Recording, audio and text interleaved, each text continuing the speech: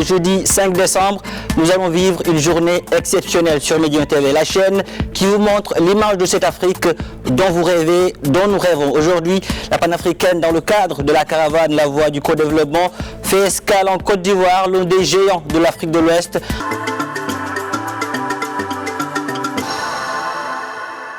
Avec l'avènement de son Excellence le Président Alassane Ouattara en 2011, qui a entamé une nouvelle ère de la Côte d'Ivoire, une nouvelle ère de développement de la Côte d'Ivoire, et Sa Majesté le Roi Mohamed VI, que Dieu l'assiste, a entendu l'appel de la Côte d'Ivoire pour une relance positive. Et en 2011, 2013, la première visite, une succession de projets d'investissement s'est matérialisée en Côte d'Ivoire, ce qui dénote de la volonté du Maroc d'accompagner la Côte d'Ivoire vers cette nouvelle émergence qui est aujourd'hui une réalité sur le terrain.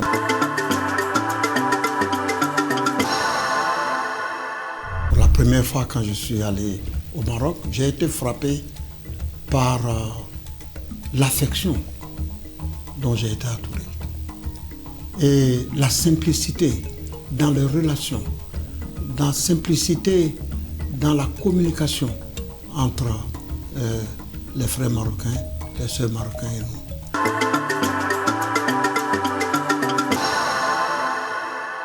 Ce sont 250 milliards qui ont été investis et un coût d'investissement pour les infrastructures sportives et d'hébergement de la CAN 2023 en Côte d'Ivoire.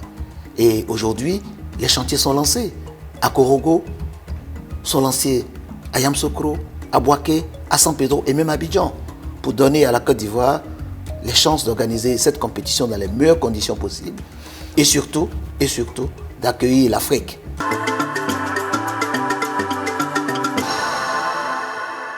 Sur le financement des jeunes, sur le financement des projets des jeunes, aujourd'hui nous avons un cadre d'intervention qui est le programme social du gouvernement.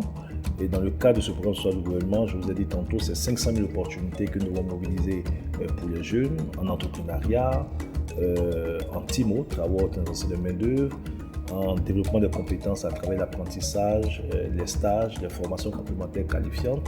Et ce programme, pour 500 000 jeunes, se chiffre à peu près à 141 milliards de francs CFA.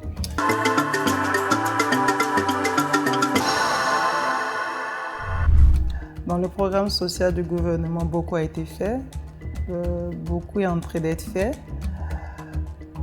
Le secrétariat d'État aura pour défi de faire de la femme rurale une femme autonome. Nous avons décidé d'axer nos activités plus sur la femme du monde rural. Nous aurons pour défi d'amener cette femme rurale à de la production à la transformation. Amener les femmes ivoiriennes à passer de l'économie de subsistance à une économie solide.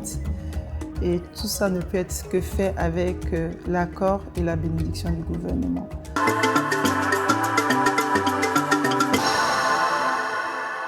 On peut donc noter que la Confédération générale des entreprises de Côte d'Ivoire, qui regroupe 27 groupements et organisations professionnels des divers secteurs de l'activité économique, de l'agriculture en passant par l'industrie jusqu'au télécom et au secteur maritime, etc. La CGEC représente plus de 3500 entreprises en Côte d'Ivoire. Représente un chiffre d'affaires consolidé de plus de 17 000 milliards de chiffre d'affaires.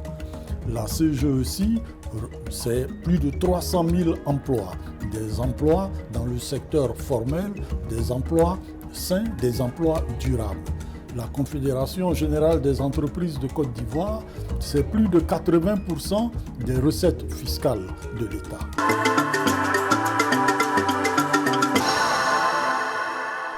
Si j'ai un message pour la jeunesse africaine, c'est de dire à cette jeunesse-là de croire en elle. Aujourd'hui, la potentialité de l'Afrique, c'est d'avoir à 70% une population composée de jeunes. Donc je crois que la force et l'avenir de l'Afrique reposent sur cette jeunesse. Il faudra qu'elle sache que c'est elle qui va faire l'Afrique. Ce n'est pas l'Afrique qui va la faire. Donc il est temps que chacun, selon sa compétence, se mette au travail.